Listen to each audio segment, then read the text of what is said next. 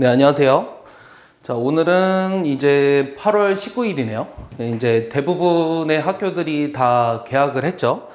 그래서 오늘부터 뭘 해볼 거냐면, 이제 대치동 어둠의 스킬이라고 하는 것들에 대해서 조금씩 힌트를 이제 좀 해보려고 합니다. 그래서 여러분들이 조금 수능 시험장에서 유용하게 쓰일 수 있는 혹은 내신에서 시간을 많이 줄일 수 있는 기법들에 대해서 같이 한번 이야기를 나눠보려고 해요. 이렇게 적어볼까요? 대치동 어둠의 스킬. 대치동 어둠의 스킬.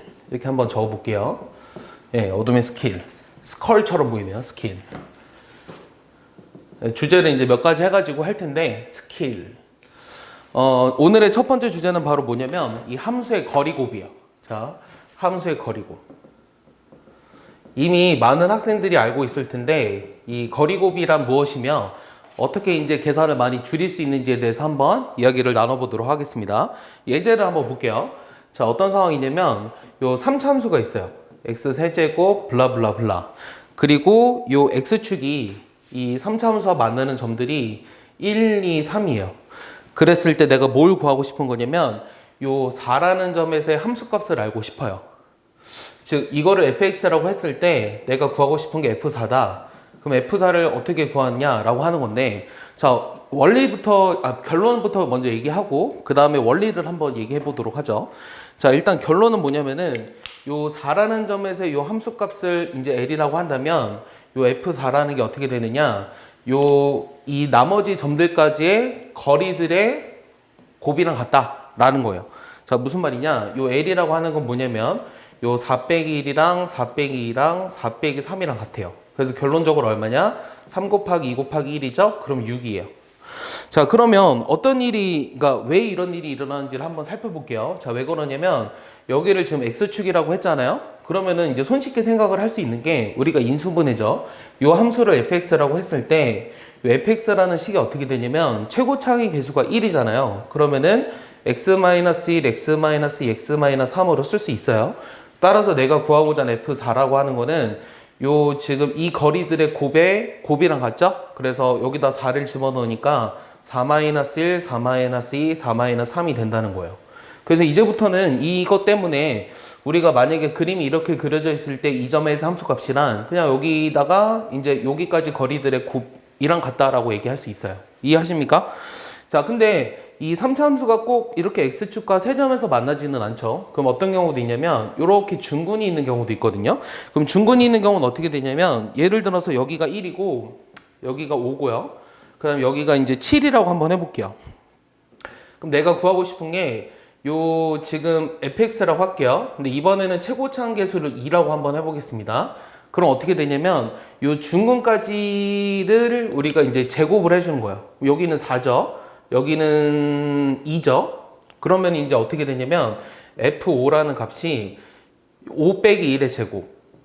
여기 제곱해주면 돼요. 그 다음 5 빼기 7. 그 다음 최고차항 계수가 2라고 돼 있죠. 그럼 여기다 2를 곱해주면 됩니다. 이해하십니까? 그럼 요거를 이제 계산해 보시면 어떻게 되냐면 여기가 이제 4의 제곱이죠. 2 곱하기 4의 제곱 곱하기 마이너스 2예요. 그럼 계산하시니까 16 곱하기 마이너스 4, 즉 마이너스 64가 된다는 사실을 알 수 있겠죠. 이해하십니까? 그럼 얘네들이 이제 그 절대값을 구하라고 하면은 그냥 여기다 절대값을 씌워가지고 요 크기가 이제 64가 된다는 사실을 알 수 있어요. 그래서 우리가 이렇게 중근이 있을 경우는 이렇게 그 거리까지의 제곱을 이용해서 역시 거리곱을 이용한다. 이런 걸 우리가 거리곱이라고 얘기하는 거예요. 이제 많이 들어봤을 거라고 생각해요. 자, 그럼 또 하나 예제를 볼게요. 자, 이번에는 그럼 뭐 해볼 거냐면 이제 중근했으니까 또 뭐 해보겠어요? 3중근 해보겠죠? 그럼 3중근이면은 4차 함수를 생각할 거거든요. 이런 4차 함수에서 여기 얘가 x축이고 여기가 3중근이에요. 그럼 여기를 우리가 0이라고 하고요. 여기를 4라고 하고 여기를 2라고 해볼게요. 그리고 fx를 뭐라고 둘 거냐면 이번엔 최고차항 계수를 3이라고 한번 해보겠습니다. 자, 이렇게 돼 있을 때 f2가 어떻게 될 것이냐 이게 질문이에요. 그럼 어떻게 하겠어요? 중근까지의 곱은 우리가 이 거리의 제곱을 이용한다고 했죠. 그럼 3중근이라고 하면 뭐 하면 되죠?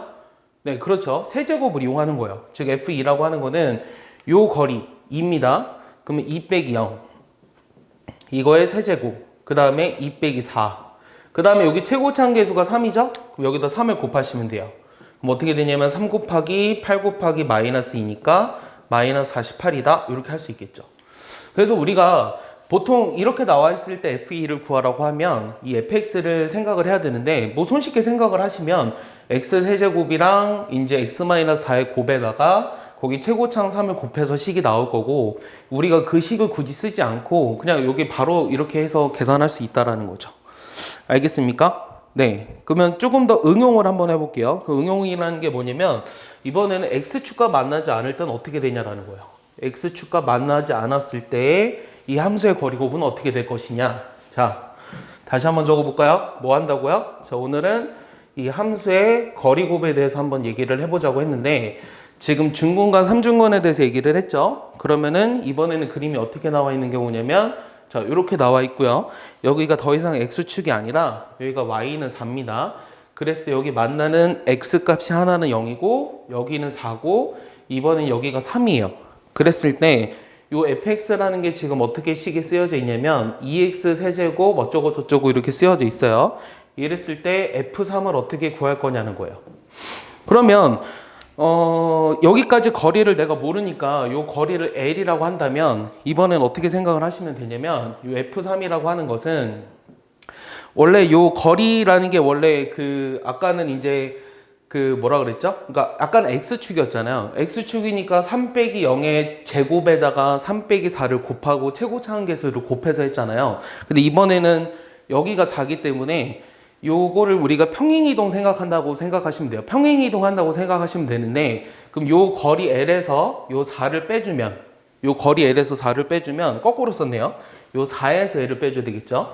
이 4에서 L을 빼주면 요 식이 어떻게 되냐?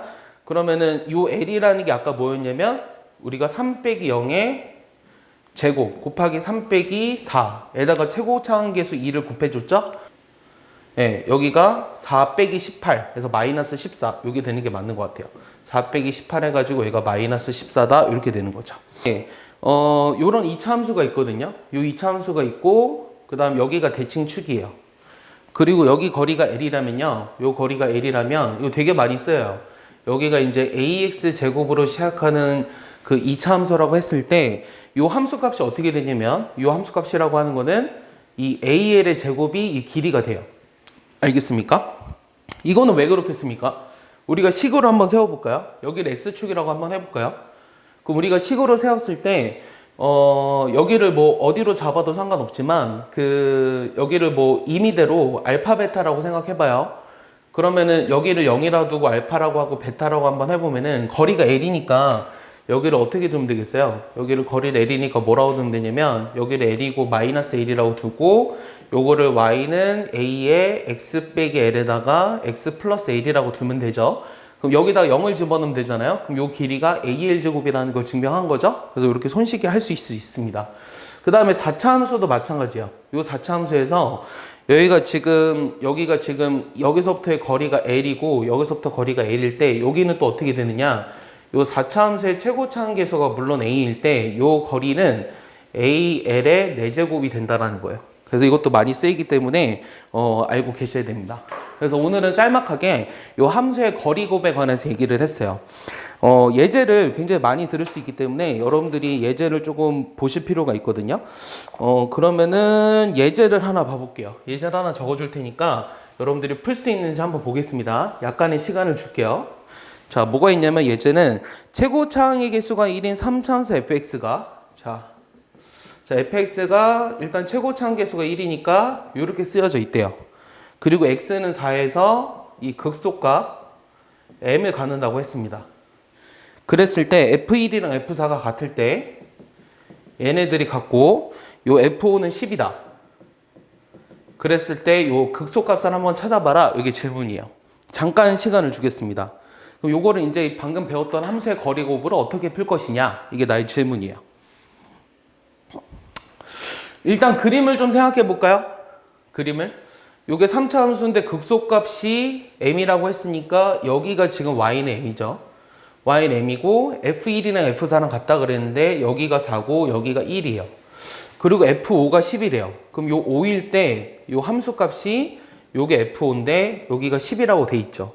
그럼 우리가 지금 역발상을 하자는 거예요. 자, 무슨 말이냐면 아까 5라는 점에서 함수값을 구할 때 거리곱을 이용한다고 했는데 그 거리곱을 어떻게 이용하느냐? 여기까지의 거리를 이용했었죠. 그럼 여기까지 거리가 현재 1이고요. 여기까지 거리는 현재 4입니다. 그러면 여기 점에서의 함수값이라고 하는 건 얘가 중근이니까 원래는 5 빼기 4의 제곱에다가 5 빼기 1을 하고 최고차항 계수가 1이라고 했으니까 1을 곱해준 값이 여기가 10이라고 나와 있는 거예요. 근데 요거는 x축일 때의 상황이죠. 그러니까 m에서 얘를 어떻게 줘야 돼요? m에서 얘를 그러니까 요 계산하면 지금 얼마죠? 요게 10이 아니라 다시 요 계산하면 얼마예요? 요게 1에다가 4죠. 오케이? 얘가 1에다가 4니까 지금 이 m을 빼준 게 x는 4에서 극소값을 m이라고 했잖아요. 그러면은 요 극소값 m이 얼마냐? 요 4를 이제 빼주면 되겠죠. 원래 이 점에서 함수값이 4가 됐어야 되는 건데 여기가 만약에 x축이라면 여기가 10이라는 거는 이게 좀 올라와 있잖아요. 얼마만큼 올라와 있다라는 거예요. 여기다 이거를 더해서 10이 된 거잖아요. 그래서 여기 10에서 요 지금 4, 요 계산하면 4입니다. 요 4를 빼준 게 y는 m이다. 그래서 m은 6이다. 이렇게 우리가 계산할 수 있다라는 거예요. 알겠습니까? 일반적인 상황에 대해서도 이렇게 쓸 수 있기 때문에 유용한 팁이라고 얘기할 수 있겠습니다. 자, 이거를 이제 함수의 거리곱이라고 이야기하겠습니다.